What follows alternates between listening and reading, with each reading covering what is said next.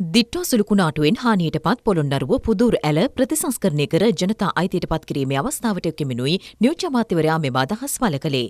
පුදූර් ප්‍රදේශයේ වාරි පද්ධතියට දැඩි හානි සිදු වූ නිසා ප්‍රදේශීය ගොවි ජනතාවට වගා කටයුතු සිදු කිරීමට දැඩි බාධා එල්ල වුණා.